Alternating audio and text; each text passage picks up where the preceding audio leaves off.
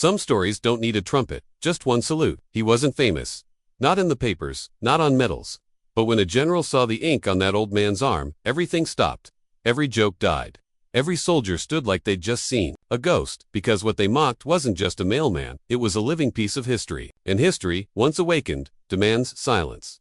Asterisk, the morning air in Hillsdale, Missouri, was cold enough to sting. But Walter Dempsey didn't flinch. His breath stayed steady as he pushed a dented metal mail cart up a small hill at the edge of town. He wore the same tan jacket he always wore, sleeves short, collar worn down. His back leaned forward with age, but every step was firm, careful, quiet.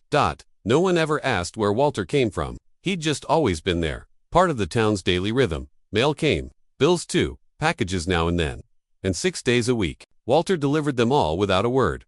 That Tuesday, the postmaster handed him a new delivery sheet. New assignment, he said, tapping the paper. Fort Riverside. Military base.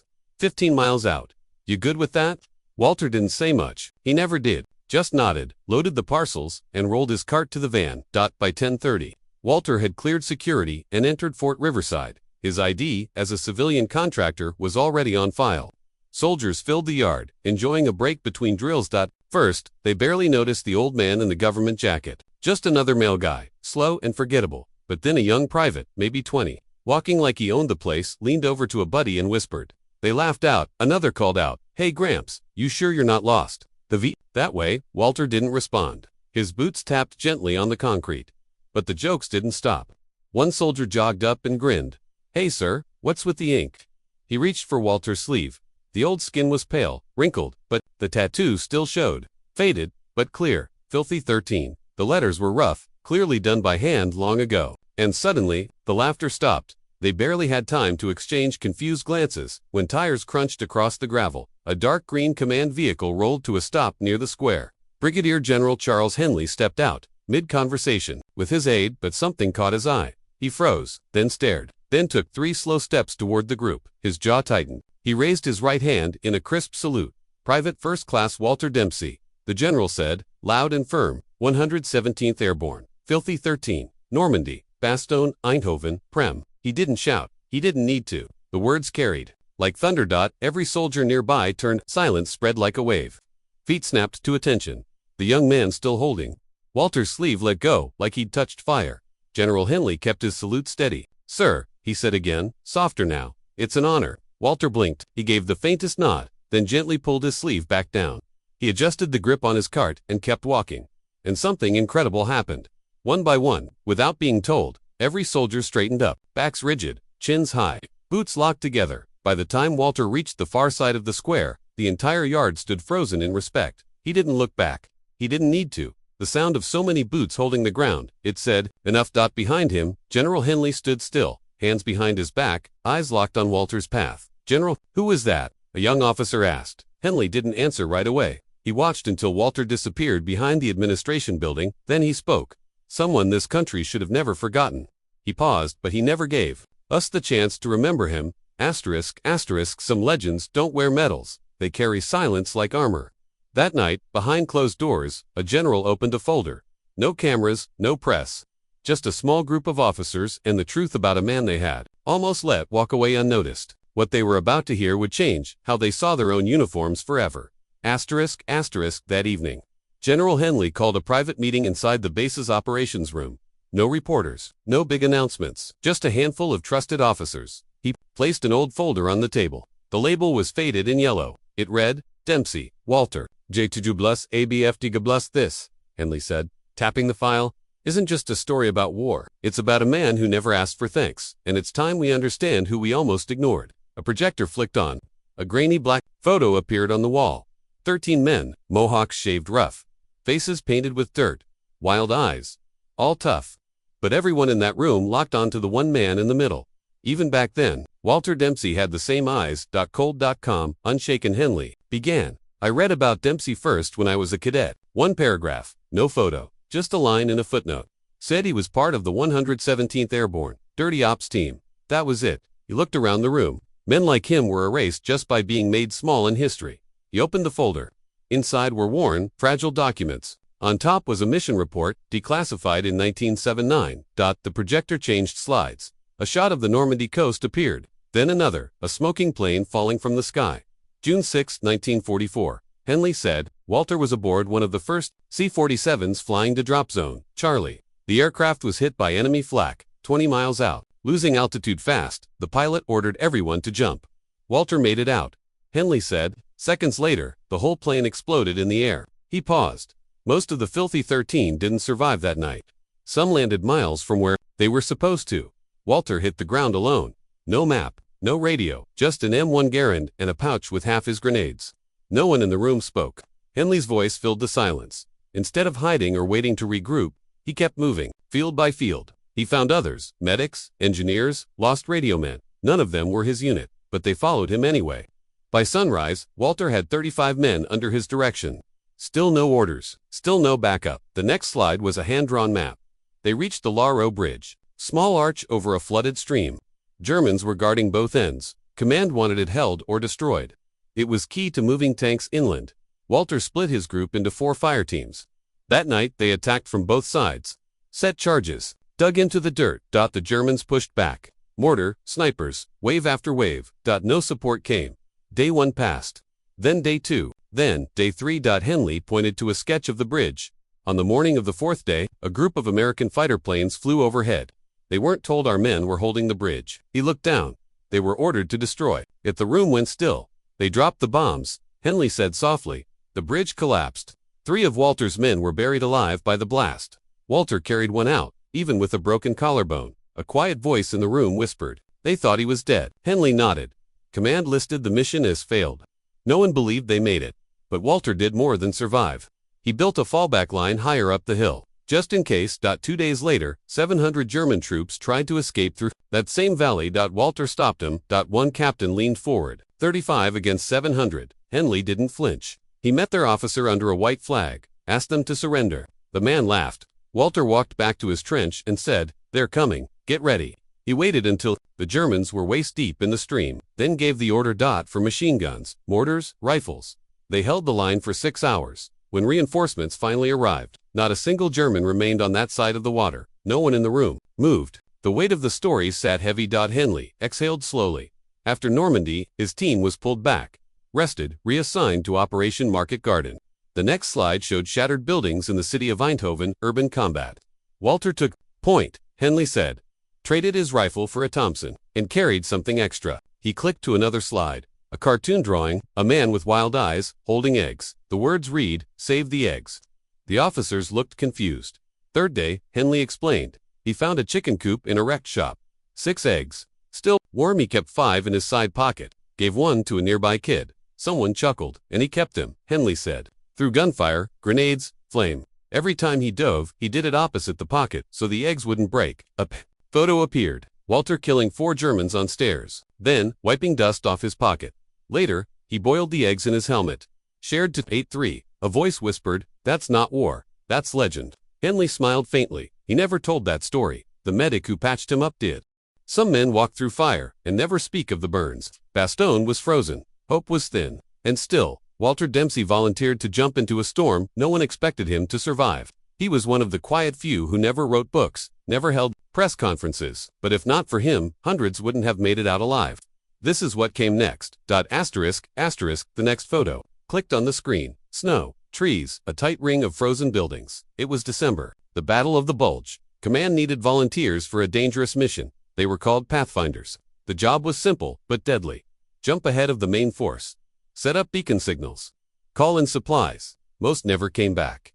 Henley looked. Around 80% casualty rate, he said. Walter didn't even pause. He signed up. He jumped into Bastogne during a blizzard. No steering gear on the parachutes. Tiny landing zone. Most of the men landed miles away. Walter landed alone again. Henley said. The projector showed a rough map. 2 beacon signals spread across town. Walter had set them up within hours.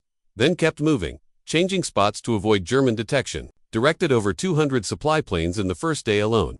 Without those signals, the 117th would have starved. Henley nodded slowly. Another voice that kept them alive. When General Patton's tanks finally broke through 5 days later, Walter had already mapped the next drop zones for future missions. The last slide came up.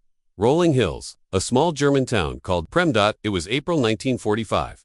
Walter's final combat jump. There was less resistance this time. He took out 2 bridges, secured 3 supply depots, and captured 17 enemy engineers. Then he did something no one expected. He asked for a discharge. The projector went dark. Silence filled the room. Henley closed the folder slowly. He never cared about medals, Henley said. Told someone once that a quiet salute meant more. He tapped the folder one last time. Now he delivers mail in a small town. They don't know him, but we do, and it's our job to make sure his name doesn't vanish again. There was a pause. Then the general looked toward the door. I don't care if it's simple, I want a ceremony. Not for headlines. For him, he let the silence hold a little longer. Because this is how you honor a man who never asked to be remembered. By Thursday morning, Fort Riverside had changed. No more jokes in the mess hall. No more smirks in the barracks. The story had spread, quietly, like smoke in the wind. The name Walter Dempsey started to carry weight. Someone printed an old black and white photo from the archives. 13 men, dirty faces, shaved heads. That photo went up on a bulletin board near the barracks. In Hillsdale, a waitress who had never made small talk asked Walter if he wanted cream in his coffee. He said no, but she smiled anyway. Nothing big, no parade, but something had shifted. By Friday, 2 military journalists arrived in Hillsdale. They waited near the post office, notepad in hand. Walter returned from his route, boots, dusty, shirt buttoned to the top, right on time. They stepped forward, gentle. Mr. Dempsey, sir, can we have 5 minutes? Walter looked at them. No, it wasn't angry. It wasn't cold, just final. He pushed the cart into the sorting bay, clicked the wheels into place, and checked the next day's deliveries. Like always, the reporters stood there a while, then left. That night, Walter worked in the shed behind his house. Same routine, old habits. The mail van didn't run anymore, but he still changed the oil, checked the tires. Just in case, inside his toolbox, beneath the tape and wrenches, was a yellowed envelope. He pulled it out gently. The return address read, Office of Brigadier General Charles Henley. Inside was a handwritten note. The letters were neat, straight, military. You saved lives you never saw. You gave us time we didn't deserve, and you never once asked to be seen for it. That's why we see you now. With deep gratitude, CH, no rank, just initials. Man to man. Walter read it twice. Then folded it and placed it under a small stack of black and white photos. The one on top showed 13 men, mud-covered shirts open, faces hard. Behind them, a half-destroyed stone bridge. Walter stared at it, then closed the drawer. The next morning, the wind was sharper. A light mist rolled across the fields outside. Hillsdale, Walter walked his route the same way. Slow, steady, like always. But halfway through, he stopped. Not because of the cart, not because of his body. He just stopped, there at the bend, where the cornfields ended and the old power station began. He stood still. A hawk flew overhead. The paper inside the cart RUSTLED. Walter looked up. No clouds, just quiet sky. His eyes stayed there. Not blinking, not searching, just looking. It was the kind of look a man gives to something only he can see. After a full minute, he adjusted his collar and walked on. Asterisk, asterisk. Some memories stay packed in boxes until the world finally knocks. That night, in a quiet house behind a quiet town, Walter Dempsey opened something he hadn't touched in years. Not a weapon, not a medal, just a box filled with pieces of a life that no one had ever truly asked about, until now. That evening, Walter did not follow his usual routine. No soup on the stove, no newspaper spread on the table. Instead, he walked to the back room and reached up to a high shelf. There, behind some old coats and winter boots, sat a small box, plain, dusty. He took it down with both hands. Inside, everything was perfectly arranged, just like he left it. A compass, a strip of parachute silk, a dog tag that didn't belong to him, a rusted key with no lock. And, at the very bottom, a note written in faded pencil. It read, If I don't make it, tell her I named the eggs. Walter let out a soft breath. Not quite a laugh. Not quite a sigh. He hadn't thought of Collins in years. Bat-loud kid from Boston. Talked too fast. Jumped too early. Ate like every bite was his last. Named every egg in Walter's pocket during that march. Walter closed the box, slowly. The phone rang once that night. It was the postmaster, checking on the new route. Walter said it was fine. Nothing else. Later, he sat at the kitchen table. The same spot, same hands folded on the wood. He didn't reach for the remote, didn't open the Bible. He just sat. Still, like the house itself was the only thing keeping the past from blowing in. No medals hung on his walls. No folded flags. Just quiet corners and old habits. And sometimes, when the wind pushed hard against the shed, it made the van's loose side panel rattle. Almost like something was knocking, not loud. Just enough to say, I'm still here. The next morning, Walter was up before the sun. Mail had to move. It always did. People still waited. 4 letters, 4 paychecks, 4 postcards from kids pretending not to miss home. He loaded the cart, checked the straps, looked at the sky once, then walked, and for a man who had crossed rivers, dodged bullets, and jumped into war 4 times, this walk felt no different. Except this time, someone was watching. 1 week later, the order came down from Fort Riverside. No press, no stage, no speeches, just a name, a place, a time, Walter Dempsey. At first he said no, he didn't want a ceremony, didn't believe in them. The war ended long ago, he told the man on the phone. There's nothing left to honor. The man replied gently, Sir, this isn't a celebration. It's a delivery, and it has your name on it. Walter paused, then sighed. Fine, I'll come by in the morning. Saturday arrived clear and dry. The sun rolled over the hills outside Hillsdale, soft and slow. The wind had a chill, but the air underneath was warming. Walter dressed the same. Same jacket, same boots. No hat, no papers, just his ID, and a quiet thought he kept to himself. At the gate of Fort Riverside, no guard stood, no sign, no barrier, just a small board in the grass beside the entrance. It read, To the ghost we almost forgot. Walter slowed, but did not stop. He pushed the gate a little farther open. Even though it didn't need it, the main yard stood completely still. Rows of young soldiers stood in attention, their uniforms clean, boots polished, faces steady. At the front, near the bases, small flagpole, stood General Henley. No dress coat, no medals. Just the same field jacket he wore during inspections, sleeves rolled, hands behind his back. Walter walked toward him. No one spoke, not a single sound, except the soft breath of wind. At the foot of the flagpole sat a small wooden table. On it rested a box, metal, old, closed with a leather strap. Henley waited for Walter to reach him, then stepped aside. Walter stepped forward, and looked down. What is this? He asked quietly. Henley answered, voice low. Something that never made it to where it was supposed to go. Walter undid the strap slowly. His hands were careful, not shaky, just steady. Inside the box, wrapped in soft cloth, was a letter, old, faded, but clearly preserved. Walter's eyes narrowed. He knew it instantly. It was the letter he had written in Bastogne, addressed in pencil to Mrs. Eleanor Blakely, mother of Private First Class Henry Blakely. Walter had dug the boy's body out of the snow with his own hands. He wrote the letter, but never knew it was never delivered. Henley spoke again. It was found in a supply crate, buried at the edge of the drop zone. Logistics lost it. Someone saved it. Walter said nothing. His fingers touched the edge of the paper. Voice softened. You were never given anything in 1945. No ribbons, no welcome, but maybe it's not too late to return, at least this. Walter stared at the letter, then turned to face the soldiers standing silently. Some looked young enough to be his grandsons. None had moved since he arrived. Walter gave one deep nod. Quiet, slow, enough. He closed the box, held it to his chest, and walked away. Not a single soldier broke attention. They held their salute until he was gone, until the gate closed behind him. Only then did General Henley lower his hand. Some honors come without applause. He didn't want a medal. They didn't want a parade. All he ever needed was for the truth to land where it was supposed to. And when it finally did, it brought a silence that didn't crush him. It held him. For the first time in decades, Walter Dempsey didn't carry the weight of memory alone.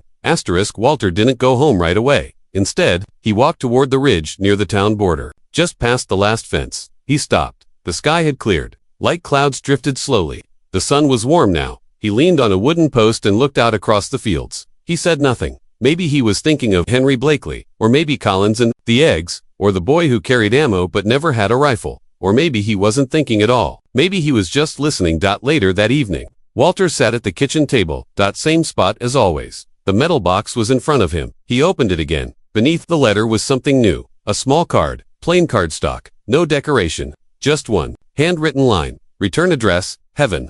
Delivered with honor. Walter read it once, then folded the letter with care and placed it back inside. He didn't cry. He hadn't cried since France, but he stayed there longer than usual. The coffee went cold. The clock ticked. Outside, the wind tapped gently at the window. At some point, Walter stood and walked to the front window, looked out across the quiet street. Nothing had changed, but it felt different. The silence didn't feel heavy anymore. It had room. It had meaning.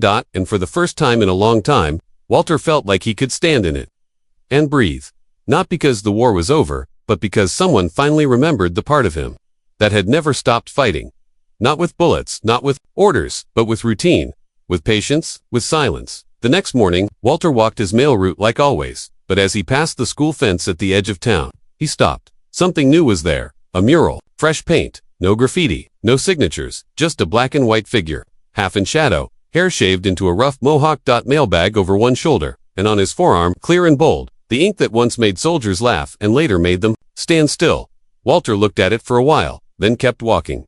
He didn't smile, he didn't wave, but something in his steps felt lighter. Back at the base, no one cleared the mural. No one tried to explain it, because everyone already understood. Sometimes, the people who carry the weight of a nation never ask to be seen. But when they are, the world shifts, even if just a little.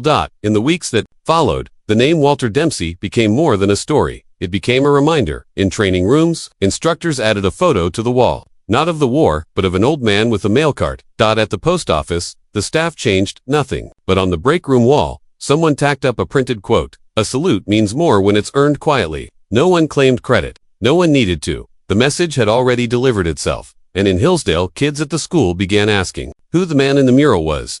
Teachers answered simply, a soldier who kept walking. Asterisk, asterisk,